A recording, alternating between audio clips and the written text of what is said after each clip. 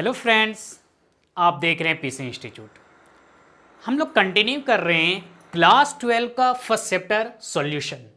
हम लोग सॉल्यूशन का lecture number 1, lecture number 2 complete कर चुके हैं। आज लेक्चर नंबर 3 है और इस लेक्चर में हम लोग कंप्लीट करेंगे सॉल्यूशन चैप्टर को। तो आज का कंटेंट क्या होगा मेरा, ध्यान दीजिए। क्या है कंटेंट? कोलिगेटिव प्रॉपर्टीज पढ़ेंगे, 4 colligative properties, relative lowering in vapour pressure, elevation of boiling point, depression of freezing point, osmotic pressure. इसके साथ साथ reverse osmosis and water purification, isotonic, hypertonic और hypotonic solution, abnormal molar mass और van't of factor. कहने का मतलब list थोड़ी लंबी है लेकिन 3 लेक्चर में ही कंप्लीट हो रहा है। तो ये 3rd लेक्चर है और इसमें हम लोग complete NCERT line by line complete कर रहे हैं चैप्टर को। तो चलिए स्टार्ट करते हैं। थोड़ा देखते हैं इससे पहले हम लोग क्या पढ़े थे। तो आज के कंटेंट से ये पहले देख लीजिए, आज के कंटेंट से लर्निंग आउटकम क्या होगा, कंप्लीट चैप्टर सॉल्व हो जाएगा, ये सारा क्वेश्चन सॉल्व हो जाएगा, है ना। और नीट और जेई का प्रीवियस ईयर क्वेश्चन यहां पे हम लोग सॉल्व करते हुए चलेंगे और आपको खुद से एक्सरसाइज इंटेक्स एग्जांपल सॉल्व करना है। अगर नहीं सॉल्व होता है तो इंटेक्स ऑलरेडी अपलोडेड है, एक्सरसाइज एग्जाम्पल भी अपलोड कर देंगे, कमेंट कीजिएगा।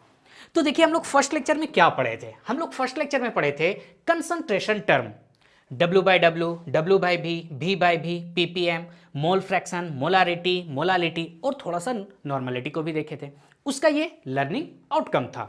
सेकेंड लेक्चर में क्या पढ़े थे हम लोग? Solubility, Henry's law, vapour pressure, Raoult's law, ideal non ideal solution, azeotropes और उसका ये लर्निंग आउटकम था। आज हम लोग कोलिगेटिव प्रॉपर्टी से स्टार्ट करते हैं। तो चलिए स्टार्ट करते हैं। अगर आप लेक्चर नंबर 1 और लेक्चर नंबर 2 देख के आए हैं तो ये जेईई मेंस 2024 में लेटेस्ट क्वेश्चन पूछा हुआ क्वेश्चन है, इसका आंसर बताइए। अगर आप लेक्चर देखे होंगे तो जरूर ये क्वेश्चन आपसे सॉल्व होगा। क्या है question? A solution of 2 miscible liquid showing negative deviation from Rawls law will have. तो बताइए क्या कंडीशन होगा? यहां पे जो सॉल्यूशन है रॉल्स लॉ को फॉलो करते हुए क्या कर रहा है? नेगेटिव डेविएशन शो कर रहा है। क्या कर रहा है? नेगेटिव डेविएशन शो कर रहा है। रॉल्स लॉ को सॉल्व अगर वो फॉलो करता तो आइडियल सॉल्यूशन होता। दैट मीन्स ये रॉल्स लॉ को तो शो नहीं कर रहा है, लेकिन यहाँ पे बताया क्या जा रहा है क्वेश्चन में कि 2 मिसिबल लिक्विड है, वो क्या है? नेगेटिव डेविएशन है। आपको बताना है इनमें से इसका ऑप्शन कौन होगा। तो याद कीजिए, आपको नेगेटिव डेविएशन कब बताए थे? नेगेटिव डेविएशन कब होता है? जब सॉल्यूट और सॉल्वेंट को मिक्स करने के बाद दोनों के बीच में फोर्स ऑफ अट्रैक्शन हो जाता है ना। जब फोर्स ऑफ अट्रैक्शन होगा तो दोनों के बीच में कुछ ना कुछ बॉन्ड बनेगा, और जब बॉन्ड बनेगा तो अब देखो उसका वेपर प्रेशर क्या होगा? कम होगा ना, क्योंकि अब जब हम हिट करेंगे पहले बॉन्ड टूटेगा तब तो वेपर में कन्वर्ट होगा। तो पहला क्या होगा? Decreased vapour pressure. तो यहां पे आपको दिख रहा है, देखिए क्या है? Decreased vapour pressure. लेकिन सी में भी डिक्रीज वेपर प्रेशर है। अब बात किसका कर रहा है? बॉइलिंग पॉइंट का। तो समझिए, 2 मॉलिक्यूल जब क्लोज आया तब तो नेगेटिव डेविएशन शो किया। मॉलिक्यूल क्लोज आ गया, अब हम इसे क्या कर रहे हैं? बॉयल करना स्टार्ट कर रहे हैं। तो बताओ जब हम इसे बॉयल करेंगे तो पहले क्या होगा? बॉन्ड टूटेगा, तब तो लिक्विड वेपर में कन्वर्ट होगा, यानी यहां पे ज्यादा हिट करना होगा। तो इससे क्या पता चला कि इसका बॉइलिंग पॉइंट क्या होगा? इंक्रीज करेगा। दैट मीन्स इसका आंसर आपका क्या होगा? डी होगा, decreased vapour pressure, increased boiling point. ठीक है, अगर खुद से आप सॉल्व कर पा रहे तो बहुत अच्छा है, वरना आप लेक्चर 1 लेक्चर 2 अच्छे से देखिए, आप ये सारा क्वेश्चन आसानी से सॉल्व होगा। ठीक है, चलिए आते हैं आज के टॉपिक पे।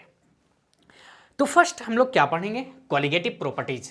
कोलिगेटिव प्रॉपर्टी, ध्यान दीजिए हम लोग क्या पढ़े थे? हम लोग पढ़े थे हेनरीज लॉ। वहां पे क्या था? गैस लिक्विड में डिजोल्व हो रहा था। फिर पढ़े रॉल्स लॉ, लिक्विड लिक्विड में डिजोल्व हुआ। अब हम लोग क्या पढ़ेंगे? सॉलिड को लिक्विड में डिजोल्व करेंगे, यानी सॉल्यूट मेरा यहां पे सॉलिड पार्टिकल होगा और सॉल्वेंट क्या होगा? लिक्विड होगा। हम लोग क्या पढ़ रहे? सॉल्यूशन ही तो पढ़ रहे। कैसा सॉल्यूशन पढ़ रहे? Liquid solution. तो गैस को जब लिक्विड में डिजोल्व किए क्या पढ़े? Henry's law.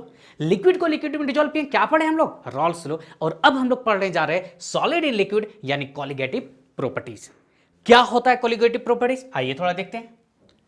The properties of solution which depends upon only number of solute particle irrespective of their nature of solute। यानी कोलिगेटिव प्रॉपर्टीज लिक्विड सॉल्यूशन का एक ऐसा प्रॉपर्टीज है, या भी बोल सकते हैं एक ऐसा फिजिकल प्रॉपर्टीज है जो सॉल्यूट के नंबर ऑफ पार्टिकल पे डिपेंड करता है, उसके नेचर पे डिपेंड नहीं करता है। आई रिपीट, क्या है कोलिगेटिव प्रॉपर्टीज? ये एक सॉल्यूशन का प्रॉपर्टीज है जो सॉल्यूट के नंबर ऑफ पार्टिकल पे डिपेंड करता है, उसके नेचर पे डिपेंड नहीं करता है। एग्जांपल से समझिए। मान लीजिए आपके पास 1 लीटर दो सॉल्यूशन है, 1 लीटर वाटर सॉल्वेंट है। एक में हम क्या कर रहे हैं, 100 मोल शुगर को डिजोल्व कर रहे हैं और एक में हम 100 मोल NaCl को डिजोल्व कर रहे हैं। हम यहाँ पे मान रहे हैं ना ही एसोसिएशन हो रहा है ना ही डिसोसिएशन हो रहा है। आगे समझिए हम बोलना क्या चाह रहे हैं। हम ये कहना चाह रहे हैं कि दो मेरे पास सॉल्यूशन है और शुगर का भी जितना नंबर ऑफ पार्टिकल है उतने ही नंबर ऑफ पार्टिकल किसका है, सॉल्ट का है। तो इन दोनों का नेचर बताइए क्या होगा। जो शुगर का सॉल्यूशन होगा वो कैसा होगा, स्वीट इन नेचर होगा, मीठा होगा। लेकिन जिसमें हम 1 मोल NaCl डाले यानी उसमें उसका नेचर कैसा होगा, सॉल्टी होगा ना। लेकिन अगर दोनों में नंबर ऑफ पार्टिकल सेम है तो दोनों का कोलिगेटिव प्रॉपर्टीज क्या होगा, सेम होगा। ये नेचर पे डिपेंड नहीं करता है, नंबर ऑफ पार्टिकल पे डिपेंड करता है। समझ पा रहे हैं? तो क्या होता है कोलिगेटिव प्रॉपर्टीज? सॉल्यूशन का एक ऐसा प्रॉपर्टीज है जो सॉल्यूट के नंबर ऑफ पार्टिकल पे डिपेंड करता है, उसके नेचर पे डिपेंड नहीं करता है। एक और एग्जांपल से इसे समझते हैं। आइए, 5 मोल NaCl लिए और हम क्या लिए, 5 मोल KBr लिए। मान लेते दोनों 100% डिसोसिएट कर रहा है क्योंकि स्ट्रॉन्ग इलेक्ट्रोलाइट है। चलिए 100% डिसोसिएट किया, ठीक है, अच्छी बात है। जब ये 5 मोल हम लिए तो ये टूट के मेरे पास 5 मोल Na+ आएगा और 5 मोल क्या आएगा, Cl- आएगा। और एक सॉल्यूशन में हम क्या किए, 5 मोल KBr लिए तो यहां पे क्या होगा, 5 मोल K+ आएगा और 5 मोल Br- आएगा। तो अब यहां पे देखिए, इस सॉल्यूशन में मेरे पास total solute number of solute कितना आया, 10। उसी टाइप से KBr सॉल्यूशन में देखिए टोटल नंबर ऑफ सॉल्यूट कितना है, 10 है। कितना है, 10। लेकिन यहां पे NaCl डिजोल्व है और यहां पे KBr डिजोल्व है तो अलग अलग ना। देखिए कहां सॉल्यूशन में Na+ आयन Cl- आयन है और कहां सॉल्यूशन में K+ आयन और Br- आयन है, टोटली डिफरेंट है। लेकिन नंबर ऑफ सॉल्यूट पार्टिकल यहां पे इक्वल है, यहां पे भी 10 है और इसमें भी 10 है। दैट मींस इन दोनों का कोलिगेटिव प्रॉपर्टीज क्या होगा, सेम होगा। तो आप समझ पा रहे होंगे क्या होता है कोलिगेटिव प्रॉपर्टीज। जो सॉल्यूट के नंबर ऑफ पार्टिकल पे डिपेंड करता है, उसके नेचर पे डिपेंड नहीं करता है। क्लियर हो गया? आइए आइए हम लोग फर्स्ट कोलिगेटिव प्रॉपर्टी स्टार्ट करते। क्या, relative lowering in vapour pressure. क्योंकि टोटल कोलिगेटिव प्रॉपर्टीज हम लोग को कितना पढ़ना है, 4 पढ़ना है। Relative lowering in vapour pressure, elevation in boiling point, depression in freezing point, osmotic pressure. तो फर्स्ट हम लोग स्टार्ट करते हैं relative lowering in vapour pressure. नाम से पता चल रहा है लवरिंग यानी वेपर प्रेशर का डिक्रीज हो जाना। तो अब ये वेपर प्रेशर डिक्रीज क्या होगा, किस पे डिपेंड करेगा, उसे थोड़ा देखते हैं। तो समझिए, the lowering of vapour pressure depend only on the concentration of the solute particle. यानी किसी भी सॉल्यूशन का कितना वेपर प्रेशर डिक्रीज करेगा ये डिपेंड करेगा किस पे, सॉल्यूट के नंबर ऑफ पार्टिकल पे। चलिए एक एग्जांपल से इसे समझते हैं तो ज्यादा समझ में आएगा। यहां पे देखिए ये T है, अब ने तब ये क्या हो रहा, उबल के क्या होगा, नीचे गिरने वाला है। लेकिन ये हम लोग कैसा टी बनाए, शुगर पेशेंट के लिए, दैट मीन्स डायबिटीज पेशेंट के लिए। इसमें अभी हम लोग शुगर ऐड नहीं किए हैं। जो ही उबलकर ये नीचे गिरने वाला होगा हम लोग क्या करेंगे, शुगर को ऐड कर देंगे। तो शुगर को जब हम ऐड कर दिए तो उसका अब सिचुएशन इस टाइप का हो जाएगा। तो ऐसा क्यों हुआ, क्योंकि जब हम शुगर इसमें ऐड किए तो नॉन वोलेटाइल सॉल्यूट है, नॉन वोलेटाइल सॉल्यूट यानी सॉलिड सॉल्यूट। तो ऐड जब किए तो इस सॉल्यूशन का क्या हुआ, वेपर प्रेशर डिक्रीज कर गया, जिसके कारण ये सिचुएशन हुआ। तो इससे साफ पता चल रहा है क्या, कि जो लवरिंग इन वेपर प्रेशर कितना वो कम हो जाएगा, ये डिपेंड करेगा कि कितना हम सॉल्यूट उसमें ऐड कर रहे हैं। क्या आप वेपर प्रेशर समझ पा रहे हैं? हम लेक्चर नंबर 2 में ये बता चुके हैं। नहीं तो चलिए आइए रिकॉल करते हैं थोड़ा सा पहले वाले कंसेप्ट को। इस चैप्टर में, पूरे चैप्टर में हम प्रीवियस में बता चुके हैं, सॉल्यूट को B से रिप्रेजेंट करेंगे, सॉल्वेंट को A से। मास of solute WB, molar mass of solute capital MB, mole of solute NB। उसी टाइप से मास of solvent WA, molar mass of solvent MA और मोलर मास ऑफ सॉल्वेंट क्या, Na से represent करेंगे। समझ पा रहे हैं, मोल्स ऑफ सॉल्वेंट Na से। चलिए वेपर प्रेशर देखते हैं, क्योंकि हम बार बार वेपर प्रेशर का बात कर रहे हैं। और याद कीजिए ये सब हम पहले लेक्चर में कंप्लीट कर चुके हैं, लेकिन थोड़ा सा रिकॉल करते हैं क्या होता है वेपर प्रेशर।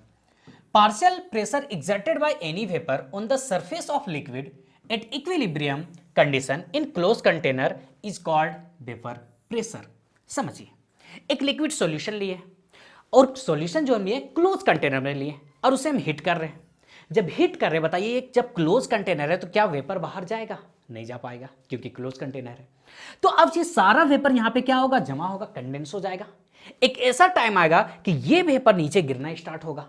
तो ये वेपर जो इस लिक्विड सरफेस पे आके गिर रहा होगा, तो इस लिक्विड के सरफेस पे क्या करेगा, प्रेशर लगाएगा ना। तो ये वेपर जो इस लिक्विड के सरफेस पे प्रेशर लगा रहा, उसे हम क्या बोलते हैं, वेपर प्रेशर बोलते हैं। और ये जो कंडीशन होता है इक्विलिब्रियम में होता है। किसमें होता है, इक्विलिब्रियम। यानी जिस रेट से ये लिक्विड वेपर में कन्वर्ट होगा, उसी रेट से ये अब वेपर लिक्विड में आके कन्वर्ट हो रहा होगा। यानी रेट ऑफ इवापोरेशन किसके इक्वल होगा, रेट ऑफ कंडेंसेशन। तो वेपर प्रेशर समझ में आया। क्या हम बोल रहे हैं, जो वेपर लिक्विड के सरफेस पे प्रेशर लगा रहा, उसे हम क्या बोल रहे हैं, वेपर प्रेशर बोल रहे हैं। आइए अब हम समझते हैं, धीरे धीरे पढ़ रहे हैं रिलेटिव लवरिंग वेपर प्रेशर यानी फर्स्ट कॉलिगेटिव प्रॉपर्टीज की तरफ। क्या है, non volatile solute in volatile solvent. याद कीजिए, नॉन वोलेटाइल मतलब क्या, जो इसका वेपर नहीं बनेगा, यानी सॉलिड सॉल्यूट होगा। वोलेटाइल सॉल्वेंट यानी ऐसा लिक्विड होगा जिसका वेपर बनेगा। अब समझिए, अगर ये मेरा प्योर लिक्विड है, ये मेरा क्या है, प्योर लिक्विड है। अगर हम यहां पे इसे हिट करते हैं, क्या करते हैं, हिट करेंगे, तो ये वेपर में कन्वर्ट होगा। तो प्योर लिक्विड है और Pa यानी क्या, यहां पे हम क्या बताना चाह रहे हैं, प्योर सॉल्वेंट है। ए नोट किसे रिप्रेजेंट करता है, प्योर सॉल्वेंट को। तो यहां पे जो वेपर प्रेशर बन रहा है उसे हम क्या बोलते हैं, vapour pressure of pure solvent. अब हम क्या किए, इसमें नॉन वोलेटाइल सॉल्यूट को ऐड कर दिए, यानी सॉलिड सॉल्यूट को। किसे, सॉलिड सॉल्यूट को, यानी सॉल्यूट मेरा कैसा है, सॉलिड है। अब देखिए, अगर हम इसे हीट करते हैं तो अब यहां पे इस केस में क्या होगा बताइए, यहां पे क्या होगा। अब देखिए, सरफेस एरिया घट जाएगा तो कहीं ना कहीं इसका वेपर प्रेशर क्या होगा, डिक्रीज कर जाएगा, क्योंकि जो सरफेस था वो कौन ले लिया, सॉलिड सॉल्यूट ले लिया। तो अब बताइए, ये जब प्योर था तब जो वेपर प्रेशर बन रहा था, या आफ्टर नॉन वोलेटाइल सॉल्यूट यानी सॉलिड सॉल्यूट ऐड करने के बाद जो वेपर प्रेशर है वो ज्यादा होगा, या फिर प्योर स्टेट का ज्यादा होगा। कौन ज्यादा होगा, प्योर स्टेट का ज्यादा होगा। क्यों, नॉन वोलेटाइल सॉल्यूट जब ऐड किए तो सरफेस एरिया डिक्रीज कर गया, और इस वक्त जो वेपर प्रेशर होगा ये टोटल वेपर प्रेशर होगा किसका, सॉल्यूशन का, जिसे हम बोलते हैं पीए। अब सोचिएगा पीए क्यों बोले, क्योंकि यहां पे हम सॉल्यूट क्या है, सॉल्यूट को अगर बी से रिप्रेजेंट कर रहे हैं, तो बी तो मेरा क्या है, सॉलिड सॉल्यूट है, तो उसका वेपर प्रेशर क्या होगा, 0 होगा।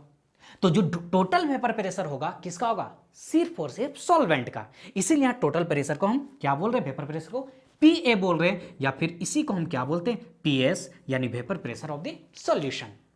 तो कितना वेपर प्रेशर डिक्रीज हुआ, तो जो डिक्रीज हुआ उसे हम रिप्रेजेंट करेंगे डेल पी से। क्या चीज से, डेल पी से।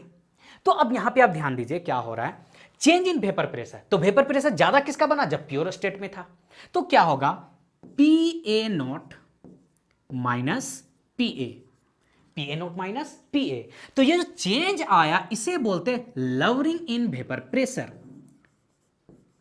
क्या बोल रहे हैं, लवरिंग इन वेपर प्रेशर। लेकिन colligative properties lowering in vapour pressure नहीं होता, relative lowering in vapour pressure होता है। समझ पा रहे हैं। तो डेल पी इक्वल टू क्या आया, P A not minus P ए। चलिए, तो देखिए यहां पे हम इसे थोड़ा एक्सप्लेन करते हैं। आइए, क्या है del P, del P equal to मेरे पास क्या आ गया, P A not minus P A. तो अब यहां पे ध्यान दीजिए, P A not minus P A. P A याद कीजिए, रॉल्स लॉ में हम लोग क्या पढ़े थे, पी ए क्या होता है, P A not x A, mole fraction of solvent. याद आ रहा है ना, किससे लिखे, ये फॉर्मूला हम कहां से लिखे, रॉल्स लॉ से, P A equal to P A not minus X A. अगर इन दोनों को हम कॉमन ले लें तो देखिए ये क्या हो गया, P A not equal to 1 minus X A. क्या होगा, 1 माइनस एक्स ए। अब बताइए इस सॉल्यूशन में क्या है, एक सॉल्यूट एक सॉल्वेंट है, क्योंकि हम लोग क्या पढ़ रहे हैं, बाइनरी सॉल्यूशन पढ़ रहे हैं। क्या पढ़ रहे हैं, बाइनरी सॉल्यूशन। किसे बोलते हैं, जिसमें सिर्फ एक सॉल्यूट होगा और एक ही सॉल्वेंट होगा। तो अब बताइए, क्या 1 माइनस एक्स ए को हम एक्स भी लिख सकते हैं, क्योंकि टोटल मोल फ्रैक्शन का सम हमेशा कितना होता है, 1 होता है। तो ये देखिए X A plus X B equal to क्या होगा, 1 होगा। तो यहां से क्या हम एक्स बी इक्वल टू लिख सकते हैं 1 माइनस एक्स ए, लिख सकते हैं ना, 1 माइनस एक्स ए। तो देखिए मेरा क्या आ गया, del P equal to P A not क्या होगा, एक्स बी। ठीक है, अब पी ए नॉट को हम इस साइड ले आते हैं, तो del P by P A not equal to क्या आया, एक्स बी। तो ये जो मेरा टर्म आया इसे ही हम लोग बोलते हैं क्या, relative lowering in vapour pressure. इसे हम लोग क्या नाम देते हैं, ध्यान दीजिए, ये मेरा क्या है, relative lowering in vapour pressure. तो एक बात आप हमेशा याद रखिएगा, lowering in vapour pressure colligative properties नहीं है, वेपर प्रेशर कोलिगेटिव प्रॉपर्टीज नहीं, कोलिगेटिव प्रॉपर्टीज कौन है, relative lowering in vapour pressure क्या है, कोलिगेटिव प्रॉपर्टीज है। समझ पा रहे हैं? तो इस टाइप से यहां पे क्वेश्चन कंफ्यूज करता है, तो आप थोड़ा ध्यान दीजिएगा कि relative lowering in vapour pressure क्या होता है, कोलिगेटिव प्रॉपर्टीज होता है, वेपर प्रेशर कोलिगेटिव प्रॉपर्टीज नहीं होता है। तो ये हो गया आपका क्या, relative lowering in vapour pressure. तो क्या इससे हमारा न्यूमेरिकल बनेगा? नहीं। न्यूमेरिकल में अक्सर क्या क्वेश्चन पूछता है, जैसे 4 कोलिगेटिव प्रॉपर्टीज है ना, सब में क्या पूछेगा, मैक्सिमम क्वेश्चन में आपसे पूछता है मोलर मास ऑफ सॉल्यूट निकालिए। तो चलिए उसे हम यहां पे कैलकुलेशन करते हैं। आइए देखिए, क्या हम इसे लिख सकते हैं, del P by P A not, यहां पे क्या है, एक्स भी क्या है, मोल फ्रैक्शन ऑफ सॉल्यूट। मोल फ्रैक्शन क्या होता है, जिसका मोल फ्रैक्शन निकाल रहे उसके नंबर ऑफ मोल को एबव में रखते हैं by total number of mole. तो क्या हम एक्स बी को यहां पे लिख सकते हैं, क्या, number of moles of solute by number of moles of solvent plus number of moles of solute, है ना, यही तो होता है mole fraction, individual number of mole by total number of mole. For dilute solution, मान लेते solution बहुत dilute है, for dilute solution, for dilute solution. Dilute solution करने का मतलब क्या है, सॉल्यूट बहुत कम अमाउंट में है तो उसे हम नेगलेक्ट करेंगे, यानी एनबी क्या है, लेस देन क्या है, एनए है। तो अब हम यहां पे क्या करेंगे, डिनोमिनेटर से क्या करेंगे, एनबी को नेगलेक्ट करेंगे। तो देखिए अब मेरे पास क्या आ रहा है, समझिए इस बात को, del P by P A not equal to क्या आएगा, N B by N A. क्यों, यहां पे नीचे एनबी हम क्या किया, नेगलेक्ट किए। अब समझिए मोल्स क्या होता है, given mass by molar mass. तो यहां एनबी किसे रिप्रेजेंट कर, मोलर मास ऑफ सॉल्यूट। तो मोलर मास ऑफ सॉल्यूट को अगर हम मोल्स में कन्वर्ट करना चाहे तो क्या लिखेंगे, given molar mass of solute by molar mass of solute. और अभी हम आपको क्या बताएं कि इस चैप्टर में, पूरे चैप्टर में हम क्या, गिवन मास ऑफ सॉल्यूट क्या रिप्रेजेंट करेंगे, डब्ल्यू, और मोलर मास ऑफ सॉल्यूट क्या, एम। उसी टाइप से गिवन मास ऑफ सॉल्वेंट क्या, डब्ल्यू, और मोलर मास ऑफ सॉल्वेंट क्या, एम से रिप्रेजेंट करेंगे। तो अब यहां पे हम उसे चेंज करते हैं, ध्यान दीजिए, देखिए एनबी को हम क्या लिखेंगे, यहां पे मास ऑफ सॉल्यूट यानी W B by molar mass of solute, है ना। उसी टाइप से एनए को क्या लिखेंगे, mass of solvent by molar mass of solvent, यानी ऊपर चल जाएगा, ये मेरा क्या होगा, एम ए होगा, क्या होगा, एम ए। और ये मेरा आया del P by P A not. इस फॉर्मूला को हम लोग यूज करेंगे किसमें, न्यूमेरिकल बनाने में। किसमें यूज करेंगे हम लोग, न्यूमेरिकल बनाने में, इसी फॉर्मूला को हम लोग यूज करेंगे। तो इस फॉर्मूला में मेनली हम लोग से क्या पूछता है, ध्यान दीजिए, ये निकालने के लिए देगा मोलर मास ऑफ सॉल्यूट। तो यहां पे थोड़ा एक दो टर्म समझते, समझिए, क्योंकि relative lowering in vapour pressure किस पे डिपेंड कर रहा है ना। या तो फिर अगर हम बात करें, relative lowering in vapour pressure inversely proportional है किसका, मोलर मास ऑफ सॉल्यूट का, है ना। और मोलर मास ऑफ सॉल्यूट किस पे डिपेंड कर रहा है, relative lowering in vapour pressure से। Relative lowering in vapour pressure increase करेगा तो मोलर मास क्या होगा, डिक्रीज करेगा। तो ये था आपका फर्स्ट कोलिगेटिव प्रॉपर्टीज, क्या, relative lowering in vapour pressure. आइए इससे रिलेटेड कुछ क्वेश्चन को हम लोग सॉल्व करते हैं। तो देखिए जेईई मेंस 2020 में पूछा हुआ क्वेश्चन है, क्या है क्वेश्चन, ध्यान दीजिए, क्या बोल रहा है, a set of solution is prepared using 100 gram of water, using 100 gram of water, ठीक है। Solvent 10 gram of different non volatile solute A, B and सी।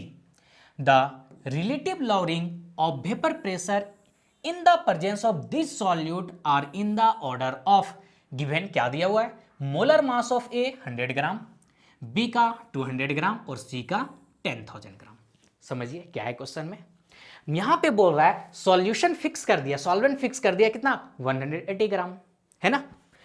कितने कंपोनेंट है, 3 कंपोनेंट है, कौन कौन, ध्यान दीजिए, बहुत इजी क्वेश्चन है। देखिए इस क्वेश्चन को, ए,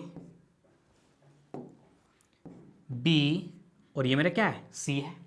अगर हम मास ऑफ सॉल्वेंट का बात करें तो तीनों का फिक्स है मेरे पास। ये भी मेरे पास कितना है 100 ग्राम है, ये भी कितना है 100 ग्राम है, ये भी मेरे पास कितना है 100 ग्राम है। कितना है 100 ग्राम। चलिए ठीक है। Solvent 10 gram of different non volatile solute, लेकिन जो वोलाटाइल है नॉन वोलाटाइल सॉल्यूट ये डिफरेंट डिफरेंट है, ये डिफरेंट नहीं है, ये सेम है। सबके केस में क्या है वाटर है। क्या है वाटर है। लेकिन जो मास ऑफ सॉल्वेंट है ये तो दिया हुआ है कितना 10 ग्राम, ये भी 10 ग्राम, ये भी 10 ग्राम, लेकिन ये डिफरेंट डिफरेंट है। तीनों क्या है डिफरेंट है, यानी वाटर को फिक्स रखा, सॉल्यूट को क्या किया डिफरेंट किया है। आइए, the relative lowering of vapour pressure in the presence of this solute are in order of. तो आपसे पूछ रहा है कि ए बी सी का रिलेटिव लवरिंग वेपर प्रेशर का ऑर्डर क्या होगा। तो आइए अभी हम जो क्वेश्चन किए थे उसके थोड़ा समझते हैं क्या था। ध्यान दीजिए, relative lowering in vapour pressure ध्यान दीजिए, del P by P A not, यही तो होता है रिलेटिव लवरिंग वेपर प्रेशर। किसके इक्वल आया था mass of solute, molar mass of solute, mass of solvent, और क्या था मोलर मास ऑफ सॉल्वेंट, है ना। अब यहां इस बात को समझिए, मास ऑफ सॉल्यूट 10 ग्राम सब में फिक्स है, ये मेरा फिक्स है। वाटर लिए हैं तो वाटर का सॉल्वेंट का मोलर मास भी सब में क्या होगा फिक्स होगा। और सभी में देखिए वाटर कितना लिए 100 ग्राम, यानी मास ऑफ सॉल्वेंट ये भी मेरा क्या है फिक्स है। तो क्या पता चला कि ये जो मेरा relative lowering in vapour pressure है, जिसे हम लोग RLV भी बोलेंगे, relative lowering in vapour pressure RLVP, क्या पता चला यहां से इनवर्सली प्रोपोर्शनल है किसका मोलर मास ऑफ सॉल्यूट का। मोलर मास ऑफ सॉल्यूट यानी मोलर मास ऑफ सॉल्यूट जिसका जितना कम होगा relative lowering in vapour pressure उतना ज्यादा होगा। तो देखिए ए का कितना है 100 ग्राम मोलर मास है, बी का कितना है 200 ग्राम है, और सी का कितना है 10,000 ग्राम है। तो इससे क्या पता चला कि मोलर मास ऑफ सॉल्यूट सबसे ज्यादा किसका कम है, ए का सबसे ज्यादा कम है, तो उसका रिलेटिव लवरिंग वेपर प्रेशर क्या होगा ज्यादा होगा। दैट मीन्स इसका आंसर क्या होगा, ये आपका सी हो जाएगा, क्योंकि सबसे कम ए का है, फिर बी का है, और सबसे ज्यादा किसका है सी का, तो सबसे कम रिलेटिव लवरिंग वेपर प्रेशर होगा। समझ पा रहे हैं। एक बात यहां पे क्वेश्चन जो अभी हम लोग सॉल्व किए इसे समझिए। कभी कभी इस डेल पी को क्या बताएगा, ध्यान दीजिए, इस डेल पी को इस टाइप से लिखता है जो अभी हम लोग निकाले थे ना, क्या था मेरा डेल पी, देखिए P A not minus P A. तो ध्यान दीजिए इसे लिखेगा P A not minus P A by P A not. ठीक है, तो ये पूरा मेरा क्या कहलाएगा relative lowering in vapour pressure. इस पूरे टर्म को हम क्या बोलते हैं relative lowering in vapour pressure. लेकिन सिर्फ इस टर्म को अगर हम बात करें, ये वाले टर्म डेल पी यानी P A not minus P ए, ये बता चुके हैं ये क्या कहलाता है लवरिंग इन वेपर प्रेशर। क्या कहलाता है लवरिंग इन वेपर प्रेशर। तो कंसेप्ट को आप हमेशा क्लियर रखिए कि lowering in vapour pressure del P को बोल रहे हैं P A not minus P A, और P A not minus P A by P A not क्या है relative lowering in vapour pressure है। तो चलिए नेक्स्ट क्वेश्चन को देखते हैं इसी टॉपिक से रिलेटेड। आइए क्या दिया हुआ है, at room temperature a dilute solution of urea is prepared by dissolving 0.6 gram of urea in 360 gram of water. If the vapor pressure of pure water at this temperature is 35 millimeter Hg, lowering of vapor pressure will be। तो आप यहां पे question पे ध्यान दीजिए, ये भी JEE mains 2019 में पूछा हुआ क्वेश्चन है। क्या बोल रहा है क्वेश्चन में, रिलेटिव लवरिंग वेपर प्रेशर आपसे नहीं पूछा है, क्या पूछा है लवरिंग ऑफ वेपर प्रेशर यानी डेल पी पूछा है। क्या पूछा है डेल पी पूछा है। तो आप कंसेप्ट को समझते हुए क्वेश्चन को बनाइए तो हर एक क्वेश्चन इजी में बनेगा।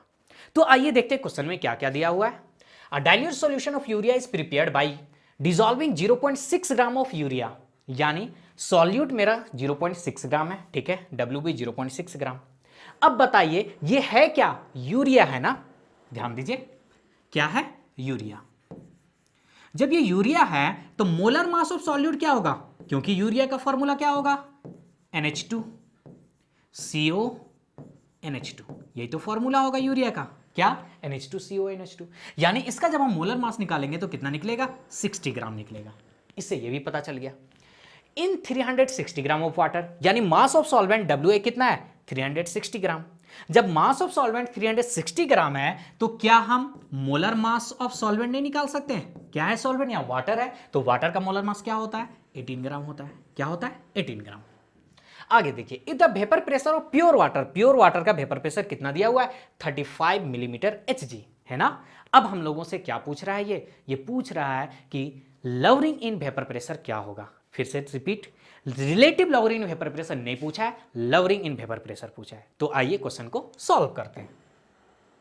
देखिए यहां पे क्वेश्चन में क्या है, क्या होता है relative lowering in vapour pressure?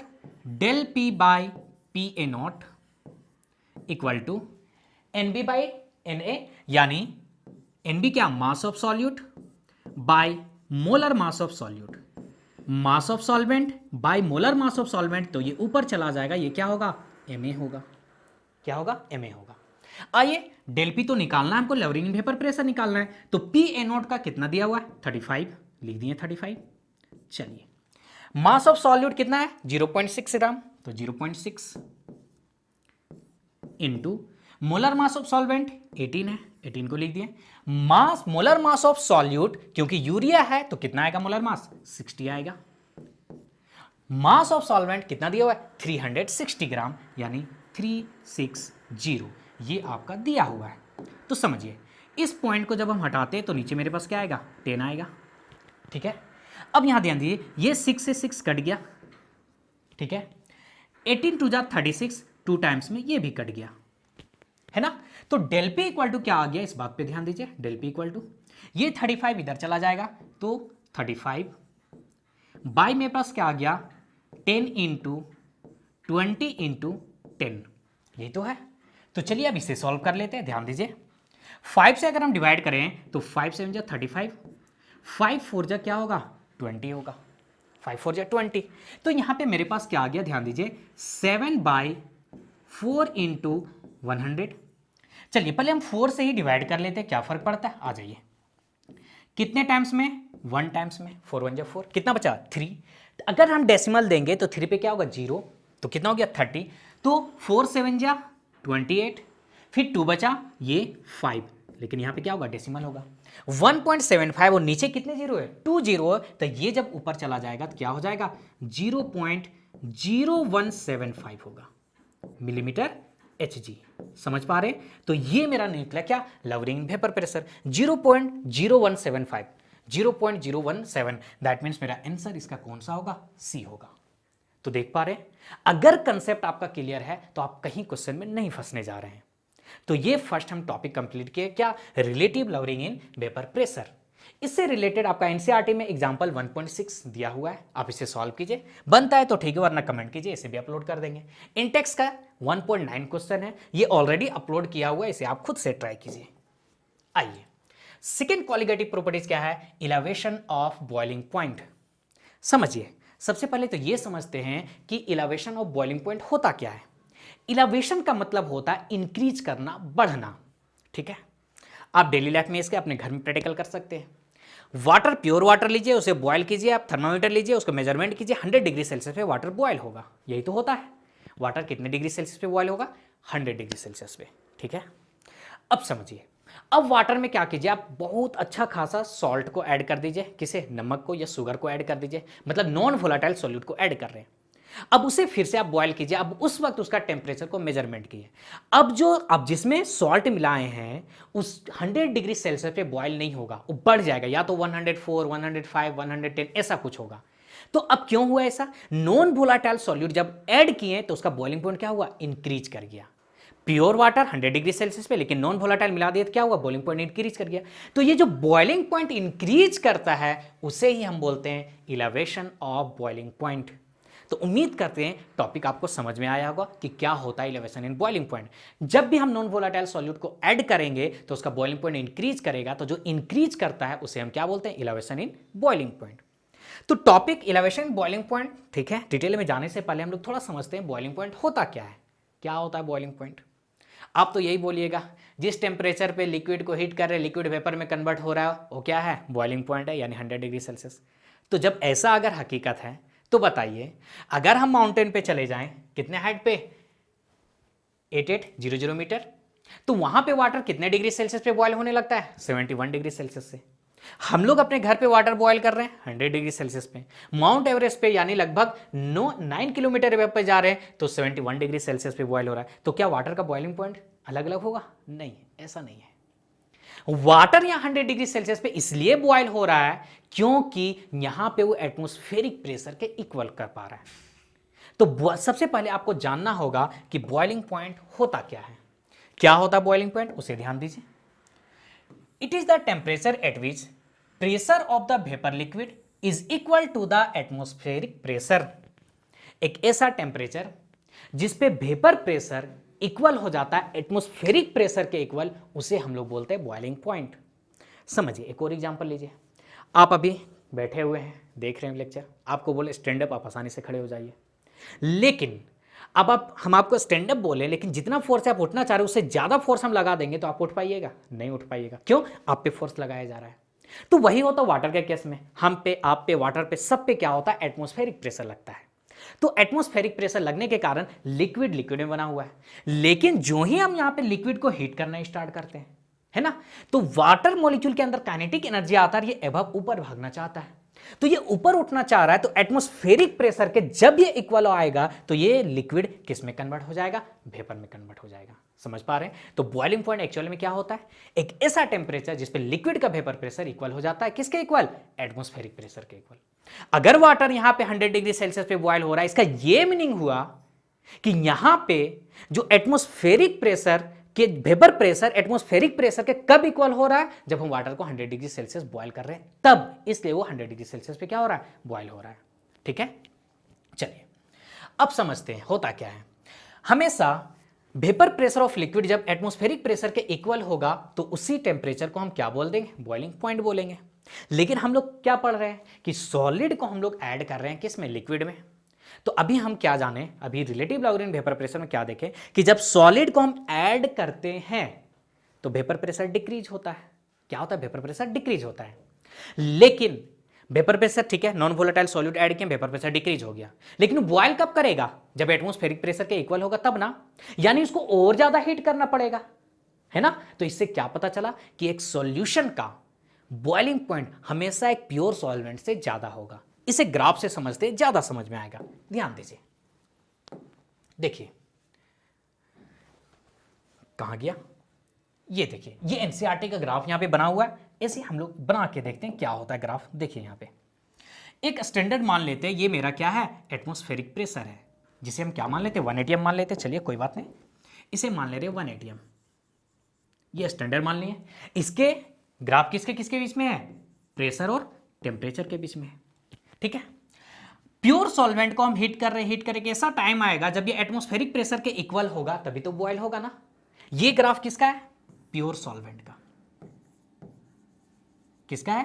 Pure solvent का, है ना। जब प्योर सॉल्वेंट का वेपर प्रेशर ये 1 atm क्या है? एटमॉस्फेरिक प्रेशर के इक्वल हुआ तो ये मेरा क्या हुआ? यहां पे ये वाटर बॉयल करेगा, यानी ये हम इसे रिप्रेजेंट कर रहे हैं TB से, और यहां पे लगा दिया नॉट, यानी क्या? Boiling point of pure solvent. अब हम क्या बोल रहे हैं? एक नॉन वोलेटाइल सॉल्यूट जब ऐड करेंगे तो उसका वेपर प्रेशर डिक्रीज करेगा ना। इसीलिए सॉल्यूशन का जो ग्राफ होता है नीचे से होता है, क्योंकि वेपर प्रेशर डिक्रीज करता है। लेकिन वेपर प्रेशर डिक्रीज कर गया, लेकिन हम उसे क्या करना? बॉयल करना है, तो एटमॉस्फेरिक प्रेशर के इक्वल लाना होगा, तो उतना ज्यादा हीट करना होगा ना। तो एक सॉल्यूशन में क्या होगा? देखिए, एक सॉल्यूशन को हम जब हीट करेंगे ऐसा टाइम आएगा कि जब ये एटमॉस्फेरिक प्रेशर के इक्वल आएगा तो उस टाइम पे जो बॉइलिंग पॉइंट होगा उसी को हम बोलते हैं क्या?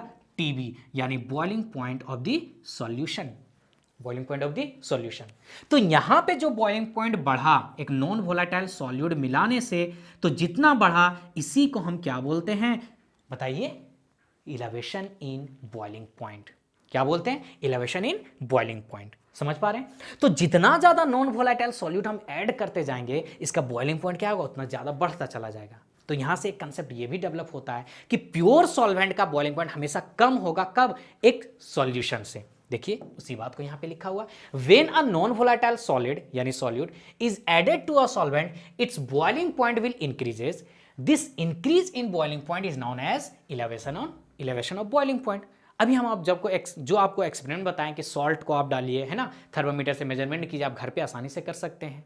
प्योर वाटर 100 डिग्री सेल्सियस पे बॉयल हो जाएगा, उसमें सॉल्ट ऐड कीजिए, आप थर्मामीटर से उसका मेजरमेंट कीजिए, कभी 100 डिग्री सेल्सियस पे बॉयल नहीं होगा, या तो 100, 2, 3 जो भी होगा। तो ये जो टेम्परेचर बढ़ रहा है इसी को हम क्या बोलते हैं? इलेवेशन इन बॉइलिंग पॉइंट बोलते हैं। क्या बोलते हैं? Elevation in boiling point. अब यहां पे समझिए, ये जो इलेवेशन इन बॉइलिंग पॉइंट हुआ डेल्टा टी, ये किस पे डिपेंड करता है? ये एक्सपेरिमेंट से देखा गया कि ये डायरेक्टली प्रोपोर्शनल है molality of the solution, molality of the solution. तो जब भी डायरेक्टली प्रोपोर्शनल हटाते हैं हम लोग, तो यहाँ पे कुछ ना कुछ कांस्टेंट होता है, तो उसे के बी एम, तो यही आपका फॉर्मूला बन के आ गया किसका? इलेवेशन इन बॉइलिंग पॉइंट का, del T B equal to K B और एम। के बी यहाँ पे क्या है अभी डिफाइन करेंगे, उसे समझेंगे। लेकिन क्या इस फॉर्मूला से मेरा न्यूमेरिकल बनेगा? नहीं। अभी जस्ट पहले हम आपको क्या बताएं कि जो भी कोलिगेटिव प्रॉपर्टीज है, मैक्सिमम क्वेश्चन में आपसे क्या पूछेगा? मोलर मास ऑफ सॉल्यूट निकालने के लिए। तो ये एम, स्मॉल एम क्या है? मोलालिटी है। क्या है? मोलालिटी। कैसे निकालते हैं molality? Number of moles of solute पर केजी सॉल्वेंट, वही तो होता है मोलालिटी। तो चलिए इसे एक्सप्लेन करते हैं, ध्यान दीजिए। डेल टीबी इक्वल टू क्या हो गया? के बी। मोलालिटी क्या होगा? Number of moles of solute bye solvent in KG. Maximum case में ग्राम में दिया रहेगा, क्योंकि हम लोग मोलिकुलर मास जो भी निकालते हैं ग्राम में निकालते हैं, तो इसको केजी में कन्वर्ट करने के लिए क्या करेंगे? 1000 से डिवाइड करेंगे। ठीक है। अब एनबी क्या है? Number of moles of solute, उसे क्या लिख सकते हैं? Given mass by molar mass. तो देखिए क्या बन गया? Del T B equal to K B. अब यहां पे एनबी क्या हम लिखेंगे? Mass of solute by molar mass of solute. ये 1000 ऊपर चला गया, तो ये यहां पे आ गया 1000, और नीचे मेरे पास क्या है? मास ऑफ सॉल्वेंट WA। इस फॉर्मूला से हम लोग न्यूमेरिकल बनाएंगे, और सारा न्यूमेरिकल इसी से बनेगा। ठीक है। इस क्वेश्चन को देखने के बाद यहां से भी क्या पता चल रहा है कि जो डेल टी बी क्या है? इलेवेशन बॉइलिंग पॉइंट है ना, और इलेवेशन बॉइलिंग पॉइंट क्या है? कोलिगेटिव प्रॉपर्टीज, क्योंकि किस पे डिपेंड कर रहा है? जितना ज्यादा सॉल्यूट ऐड कर रहे हैं हम, है ना। ये भी जो है, तो molecular mass of solute inversely proportional to elevation of boiling point. तो ये था ग्राफ। ग्राफ आपके एग्जाम में तो नहीं पूछता है, लेकिन ग्राफ आपको समझ में आना चाहिए। तो ये किसका था? प्योर सॉल्वेंट का। और ये ग्राफ मेरा किसका होगा? सॉल्यूशन का। किसका है? सॉल्यूशन का। समझ पा रहे हैं? तो क्या पता चला कि जब भी नॉन वोलेटाइल सॉल्यूट ऐड करते हैं, तो सॉल्यूशन का बॉइलिंग पॉइंट क्या होगा? इंक्रीज करेगा in compare to pure solvent. तो वही यहां पे डेल टीबी है, यानी डेल टीबी क्या होगा मेरा? अगर हम देखें तो ये TB minus TB note, TB minus TB note. TB क्या है? Boiling point of the solution, और टीबी नोट क्या है? Boiling point of the pure solvent. समझ पा रहे हैं? अब चलिए थोड़ा बात करते हैं किस पे? केबी पे, यानी मोलल इलेवेशन कांस्टेंट पे। तो चलिए ध्यान दीजिए, केबी को क्या क्या बोला जाता है। आपको ये कभी कभी पूछता है कि डिफाइन एबोलियोस्कोपिक कांस्टेंट, तो आपको समझना होगा कि एबोलियोस्कोपिक कांस्टेंट किसे बोलते हैं। तो ये सब किसका नाम है? केबी का। तो देखिए, K B is called boiling point elevation constant, या फिर इसे बोलेंगे मोलल इलेवेशन कांस्टेंट, या फिर एबोलियोस्कोपिक कांस्टेंट। तो याद रखिएगा, केबी का नाम क्या है? एबोलियोस्कोपिक कांस्टेंट। फर्स्ट में हम लोग केबी का यूनिट पे थोड़ा बात कर लेते हैं। तो ध्यान दीजिए, यूनिट क्या होगा? तो देखिए क्या है formula? Del T B equal to K B M, molality. अब यहां से अगर हम के बी लिखें, तो के बी इक्वल टू क्या निकला? Del T B by M. तो डेल टी क्या है? Change in temperature. तो टेम्परेचर का यूनिट क्या होता है? केल्विन होता है। मोलालिटी का यूनिट क्या होगा? मोल पर केजी। दैट मीन्स ये ऊपर चला जाएगा, तो यूनिट क्या बन जाएगा? केल्विन केजी पर मोल। केल्विन केजी पर मोल। तो ये यूनिट हो गया किसका? केबी का। कभी कभी आएगा एग्जाम में कि केबी को डिफाइन कीजिए, यानी डिफाइन एबोलियोस्कोपिक कांस्टेंट। तो कैसे डिफाइन करेंगे? आइए उसे समझते हैं। देखिए, डिफाइन करने के लिए हम लोग क्या करेंगे? मोलालिटी को 1 कर देंगे। जैसे ध्यान दीजिए, क्या है formula? Del T B equal to K B M, molality. तो हम क्या कर रहे हैं? मोलालिटी को 1 मान लिए, मोलालिटी को क्या किए 1 मान लिए। तो आप अगर ध्यान दीजिए तो डेल टी बी किसके इक्वल आया, चेंज इन टेम्परेचर, यानी इलेवेशन बॉइलिंग पॉइंट किसके इक्वल है, केबी के इक्वल। किसके इक्वल है, केबी के इक्वल। इस पे हम डिफाइन करेंगे केबी को। अब यहां मोलालिटी 1 कब होगा, तो मोलालिटी 1 कब हो सकता है, थोड़ा सा ध्यान दीजिए।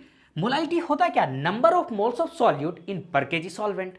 तो अगर हम number of moles of solute को 1 कर दें और सॉल्वेंट को भी क्या कर दें 1 कर दें, सॉल्वेंट को भी क्या कर दें 1 कर दें, तब यहां पे केबी किसके इक्वल आ रहा, डेल टीबी। तो हम क्या डिफाइन कर सकते हैं कि ebullioscopic constant is defined as elevation of boiling point when 1 mole of solute dissolved in 1 kg solvent।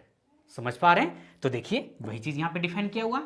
Kb is defined as elevation in boiling point when 1 mole of solute dissolved in per kg of solvent। तो Kb का आप ये याद रखना होगा क्या कि Kb का यूनिट क्या है, Kb को डिफाइन कैसे करते हैं, इस टाइप से आपको याद रखना होगा। चलिए अब आते हैं, एक क्वेश्चन देख लेते हैं, नीट 2015 में इसी टॉपिक से क्वेश्चन है, यूनिट ऑफ इबुलियोस्कोपिक कांस्टेंट। तो अभी हम आपको बताएं ना क्या यूनिट होता है, केल्विन पर केजी पर मोल। सॉरी यहां तो पर केजी नहीं होगा, ये केजी पर केजी ऊपर जाएगा तो ये क्या हो जाएगा, केजी ना होगा, क्या होगा, केल्विन केजी पर मोल। तो अब इस यूनिट को हम देखते हैं, आइए। केल्विन केजी पर मोल, मोल केजी पर केल्विन। देखिए ये दो ओ ए और बी दोनों यूनिट सेम आ रहा है, यहां क्या आ गया पर केल्विन, तो ये नहीं होगा, सी तो नहीं होगा मेरा, है ना, सी नहीं होगा। केल्विन मोल पर केजी ये भी नहीं होगा। यानी अगर हम ध्यान दें केल्विन केजी पर मोल, यहां पे भी ध्यान दीजिए केल्विन केजी पर मोल, आपको कहीं दिख रहा है, इसमें भी नहीं होगा, बी भी नहीं होगा, यानी मेरा यूनिट क्या होगा, ए होगा, केल्विन केजी पर मोल। सेकेंड देखिए क्या लिखा है, केल्विन पर मोलालिटी, तो ये भी तो लिख सकते हैं ना, ध्यान दीजिए क्या आया था, K B, K B equal to del T B by M. तो डेल टीबी क्या है, चेंज इन टेम्परेचर, तो यूनिट क्या हो गया केल्विन, एम क्या है मोलालिटी, तो इसे अगर हम डायरेक्ट मोलालिटी ही लिख दें, क्या मोलालिटी, तो अगर ये ऊपर हम कर दें तो क्या बन जाएगा ये केल्विन। अब देखिए पर मोलालिटी तो लिख सकते हैं इसे ना, मोलालिटी, तो यही चीज देखिए यहां पे लिखा हुआ केल्विन पर मोलालिटी। समझ पा रहे हैं, तो देखिए कितना इजी क्वेश्चन आता है, लेकिन आपको ये कंसेप्ट अच्छे से समझ में आना चाहिए कि यूनिट क्या होता है। आइए ये क्या है, elevation in boiling point for 1 molar solution of glucose is 2 kelvin, the depression in freezing point. हाँ डिप्रेशन इन फ्रीजिंग पॉइंट तो हम लोग पढ़े नहीं है ना, पहले उसे डिस्कस करते हैं, उसके बाद इस क्वेश्चन को सॉल्व करेंगे। ये देखिए एग्जाम्पल 1.8 एनसीईआरटी का जो आपका इलेवेशन इन बॉइलिंग पॉइंट पे है, इसे आप सॉल्व कीजिएगा, नहीं बनेगा तो डिस्क्रिप्शन में, हाँ एग्जाम्पल हम सॉल्व नहीं किए, इन टेक्स्ट सॉल्व किए हैं, अगर नहीं बने तो कमेंट कीजिए, इसे सॉल्व कर देंगे। इंटेक्स 1.10 क्वेश्चन बना हुआ है, आप पहले खुद से सॉल्व कीजिए, अगर नहीं बनता है तो डिस्क्रिप्शन में इंटेक्स का लिंक दिया हुआ है, वहां से आप इसे चेक कर सकते हैं। आइए थर्ड क्या है, colligative properties depression of freezing point. क्या होता है डिप्रेशन ऑफ फ्रीजिंग पॉइंट, अभी हम लोग क्या देखें कि प्योर सॉल्वेंट में जब नॉन वोलाटाइल सॉल्यूट ऐड कर रहे हैं तो उसका बॉइलिंग पॉइंट क्या हो रहा है, इंक्रीज हो रहा है। अब यहां क्या है डिप्रेशन, यानी प्योर सॉल्वेंट में जब हम नॉन वोलाटाइल सॉल्यूट ऐड करेंगे तो क्या होगा, उसका फ्रीजिंग पॉइंट डिक्रीज करेगा। ये कोई बड़ी बात नहीं, आप घर में इसे आसानी से प्रैक्टिकल कर सकते हैं। आपके घर में फ्रिज होगा, उसमें देखिए जिसमें हम आइस बनाते हैं ना, एक साइड क्या कीजिए आप उसमें प्योर वाटर को फिल कीजिए और एक साइड क्या कीजिए वाटर में सॉल्ट मिला के रख दीजिए और उसे आप डीप फ्रीजर में रख दीजिए समन में सेट करके। आप आफ्टर 30 मिनट्स या 40 मिनट्स के बाद निकालिए उसको, तो आप क्या देखिएगा कि जो प्योर वाटर था वो आइस में कन्वर्ट हो गया, लेकिन जिसमें आप सोल्ट मिलाए थे वो अब भी वाटर में ही है, वो फ्रीज नहीं हुआ, यानी आइस नहीं बना। क्यों, क्योंकि जब नॉन वोलेटाइल सॉल्यूट हम ऐड कर दिए तो उसका फ्रीजिंग पॉइंट क्या हुआ, डिक्रीज कर गया। क्या हुआ, डिक्रीज कर गया। समझ पा रहे हैं, तो जब भी नॉन वोलेटाइल सॉल्यूट ऐड करेंगे तो फ्रीजिंग पॉइंट क्या होता है, डिक्रीज होता है। ये तो आप प्रैक्टिकल कर सकते हैं घर में।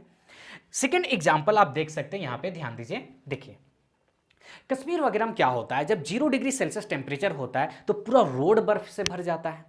तो उस रोड पे क्या किया जाता है, इस टाइप से सॉल्ट ट्रक बाय ट्रक उस रोड पे गिराया जाता है। क्यों, समझिए। जो ही वहां पे हम सॉल्ट ऐड कर रहे हैं किसमें, नॉन वोलेटाइल सॉल्यूट, यानी सॉरी, जो ही सॉल्ट हम ऐड कर रहे हैं किसमें, वाटर में। ठीक है, तो अब जो वाटर का मेल्टिंग पॉइंट हुआ 0 डिग्री सेल्सियस नहीं होगा, -3 -5 चला जाएगा। लेकिन अभी हम क्या बताएं कि कश्मीर का टेम्परेचर 0 डिग्री सेल्सियस है। अब हम क्या किए, उसमें सॉल्ट ऐड कर दिए, तो अब वाटर का मेल्टिंग पॉइंट कहां शिफ्ट हो गया, -5। तो क्या अब वाटर आइस के फॉर्म में रहेगा, नहीं, वो क्या होगा, मेल्ट कर जाएगा, क्योंकि आइस के फॉर्म में रहने के लिए उसे -5 डिग्री सेल्सियस पे जाना होगा। समझ पा रहे हैं? तो इससे क्या होता है, पूरा रोड साफ हो जाता है जो आइस जमा होता है। और एक एग्जांपल आप देख सकते हैं डेली लाइफ से। अभी समर का सीजन है, आप क्या देख रहे होंगे, कुल्फी जो बेचने आता है, आइसक्रीम। वो जो आइसक्रीम होता है जिस बर्फ में रखता है, क्या वो बर्फ 0 डिग्री सेल्सियस पे मेल्ट होता है, नहीं। अगर 0 डिग्री सेल्सियस पे मेल्ट हो जाएगा तो बर्फ बहुत जल्दी मेल्ट हो जाएगा। उसमें नॉन वोलाटाइल सॉल्यूट ऐड किया जाता है और उसका मेल्टिंग पॉइंट को -15 या -20 तक ले जाया जाता है। क्यों, ताकि लॉन्ग टाइम तक आइस जो है वो मेल्ट ना कर सके, आइस बना रहे। ठीक है, तो यही सब एप्लीकेशन होता है डिप्रेशन इन फ्रीजिंग पॉइंट। ठीक है, चलिए उससे पहले आप यहां पे समझते हैं, डिप्रेशन इन फ्रीजिंग पॉइंट को समझने से पहले फ्रीजिंग पॉइंट होता क्या है। अभी हम आपको क्या बताएं, बॉइलिंग पॉइंट, क्या वेपर प्रेशर ऑफ लिक्विड जब एटमॉस्फेरिक प्रेशर के इक्वल हो जाएगा तो उस टेम्परेचर को हम क्या बोलते हैं, जिस टेम्परेचर पे ऐसा होगा उसे हम क्या बोले, बताइए, उसे हम बोले बॉइलिंग पॉइंट।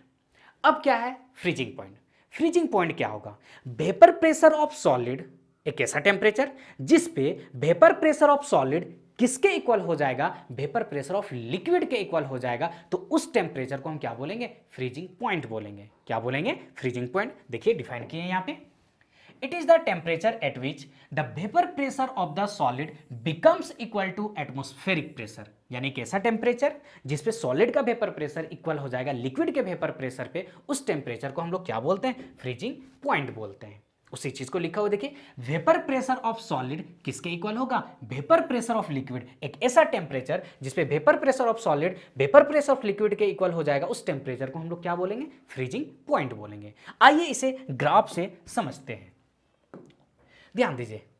क्या अभी हम बताएं, देखिए वही चीज यहां पे लिखा हुआ, क्या, when a non volatile solute is added to the pure solvent its freezing point decreases, this decrease in freezing point is known as क्या, डिप्रेशन इन फ्रीजिंग पॉइंट। यानी जब नॉन वोलेटाइल सॉल्यूट हम ऐड करते हैं pure solvent में तो उसका freezing point जो डिक्रीज होता है उसी को हम लोग क्या बोलते हैं, डिप्रेशन इन फ्रीजिंग पॉइंट। अब चलिए ग्राफ से समझते हैं। तो इलेवेशन इन बॉइलिंग पॉइंट में हम लोग क्या रेफरेंस लिए थे, एटमॉस्फेरिक प्रेशर। यहां पे हम रेफरेंस किसे लेते हैं, चलिए ध्यान दीजिए। ये मान लीजिए ये भी ग्राफ किसके बीच है, प्रेशर और टेम्परेचर के बीच में है। ठीक है, इसे हम मान लेते हैं ये वेपर प्रेशर है किसका, सॉल्वेंट का, लेकिन सॉलिड स्टेट में। ये किसका वेपर प्रेशर है, सॉल्वेंट का, सॉल्वेंट का, लेकिन किस में, सॉलिड स्टेट में, यानी इसका फेज क्या है, सॉलिड है। अब जब लिक्विड का वेपर प्रेशर इस सॉलिड के इक्वल होगा तभी तो क्या होगा, फ्रीज करेगा ना। तो अब देखिए इस पॉइंट पे ये किसका ग्राफ हुआ मेरा, ये भी ग्राफ सॉल्वेंट का ही है, किसका, सॉल्वेंट का, लेकिन किस स्टेट में है, लिक्विड स्टेट में।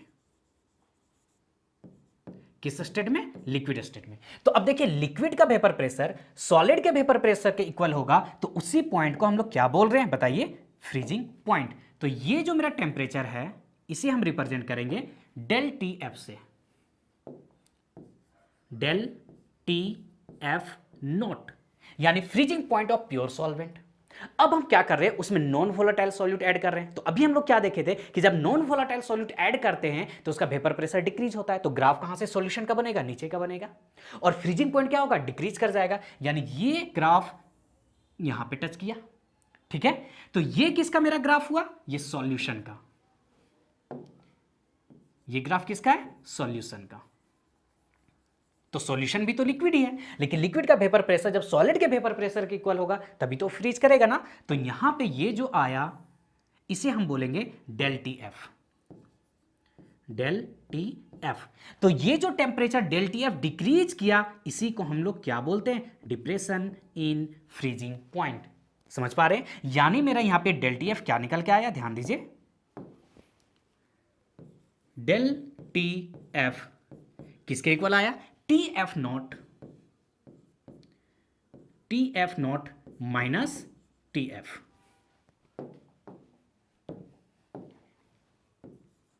T F not minus T F, यही आपका है क्या, डिप्रेशन इन फ्रीजिंग पॉइंट।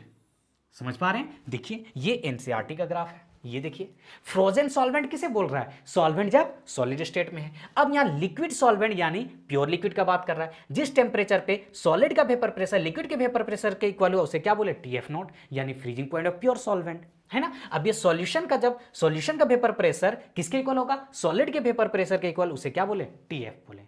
समझ पा रहे हैं? चलिए, तो ग्राफ इंपॉर्टेंट होता है, अच्छे से इसे समझिएगा। अब एक्सपेरिमेंटली देखा गया कि डिप्रेशन इन फ्रीजिंग पॉइंट भी किस पे डिपेंड करता है, ये डिपेंड करता है, ये डायरेक्टली प्रोपोर्शनल होता है मोलालिटी ऑफ द सॉल्यूशन, यानी del T F directly proportionality किसका, मोलालिटी ऑफ द सॉल्यूशन। जब भी डायरेक्टली प्रोपोर्शनल हटाते हैं कुछ ना कुछ कांस्टेंट देते हैं, तो डेल टी एफ के एफ एम, तो एक फॉर्मूला आपका ये बन गया, है ना, किसका, डिप्रेशन इन फ्रीजिंग पॉइंट का। तो क्या इस फॉर्मूले से मेरा न्यूमेरिकल बनेगा, नहीं, क्योंकि कोलिगेटिव प्रॉपर्टी से मैक्सिमम क्वेश्चन किस पे रहता है, मोलिक्यूलर मास ऑफ सॉल्यूट। तो चलिए फिर से मोलालिटी को जिस टाइप से इलेवेशन इन बॉइलिंग पॉइंट में चेंज किए थे यहां पे भी चेंज करते हैं।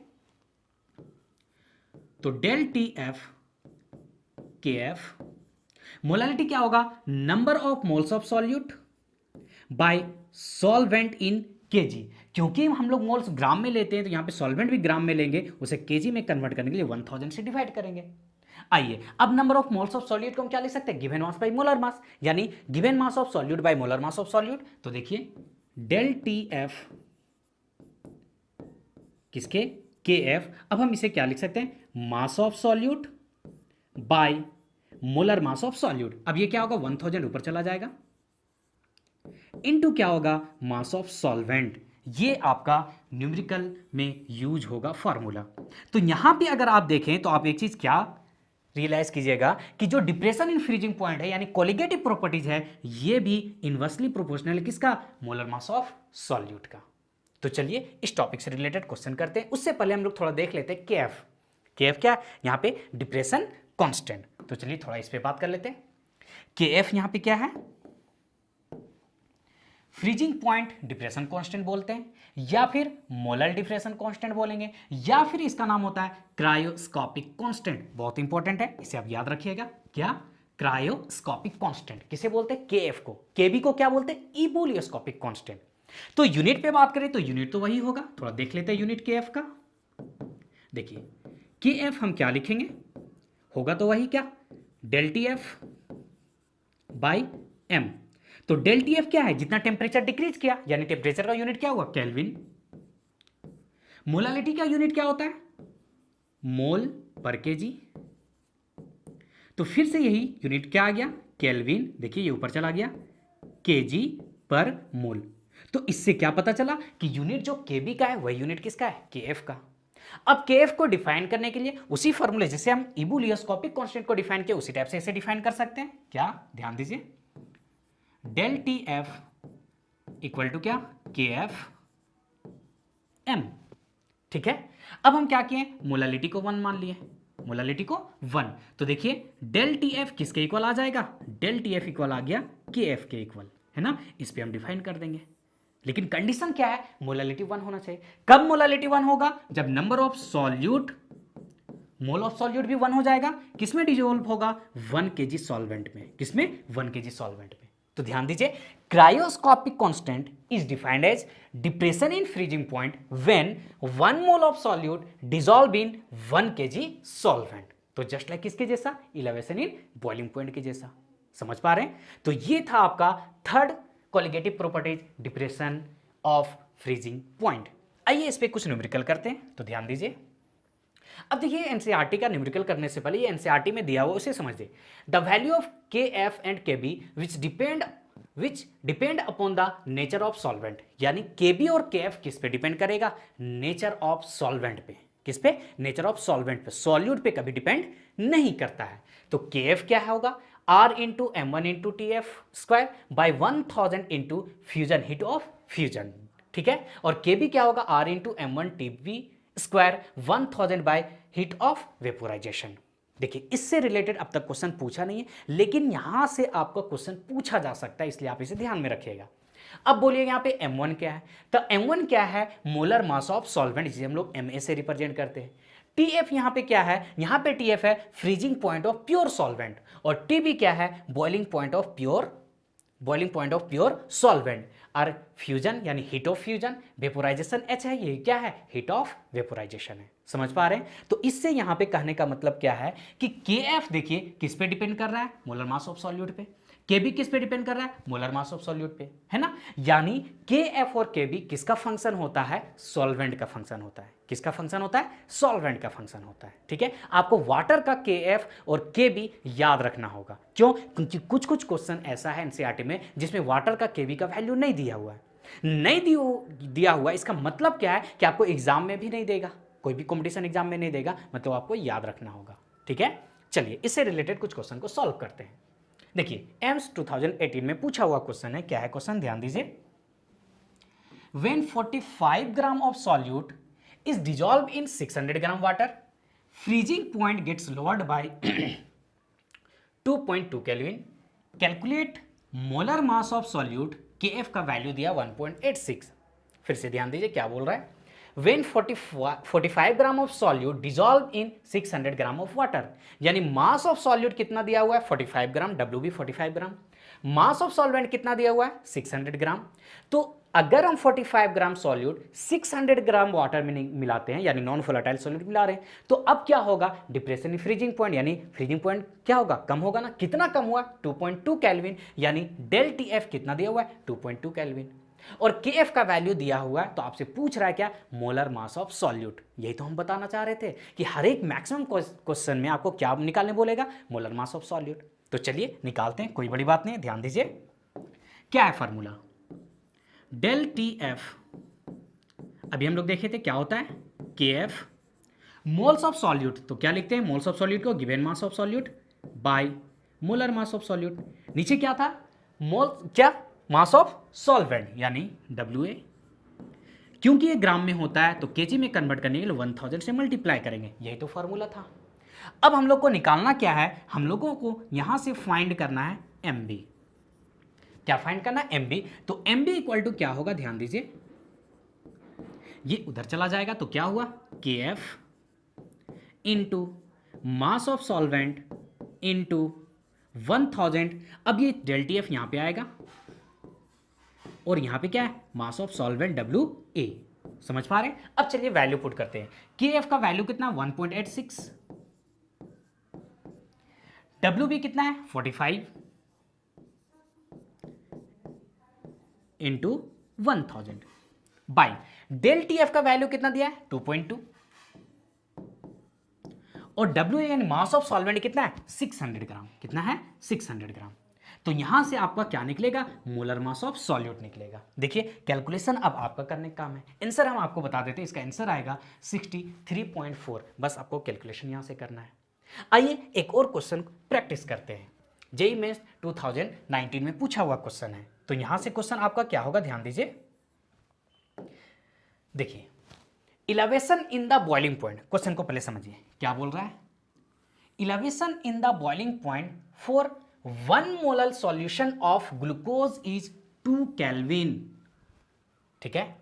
The depression in the freezing point for 2 molar solution of glucose in the same solvent is 2 kelvin. The relation between KB and KF, यानी यहां पे इलेवेशन इन बॉइलिंग पॉइंट और डिप्रेशन इन फ्रीजिंग पॉइंट से मिला के question है। Question को समझते देखिए क्या दिया हुआ है।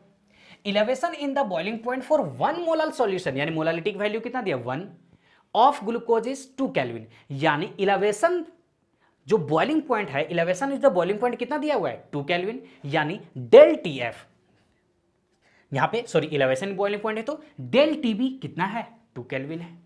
अब यहां पे ध्यान दीजिए, मोलालिटी कितना दिया हुआ है? 1, यानी M का वैल्यू 1 दिया हुआ है। इसी क्वेश्चन में क्या बोल रहा है? डिप्रेशन इन फ्रीजिंग पॉइंट, यानी del TF for 2 molar solution, यानी अब मोलालिटी कितना दिया हुआ है, 2 दिया हुआ है, of glucose in the same solvent is 2 kelvin, यानी डेल टी एफ का वैल्यू कितना दिया हुआ है, 2 केल्विन दिया हुआ है। हमसे क्या पूछा है, what is the relation between K B and K F. तो कोई बात नहीं, आइए देखिए क्या होता है formula. Del T B equal to क्या होता है बताइए, के बी एम मोलालिटी। तो डेल टी बी कितना दिया हुआ है, 2,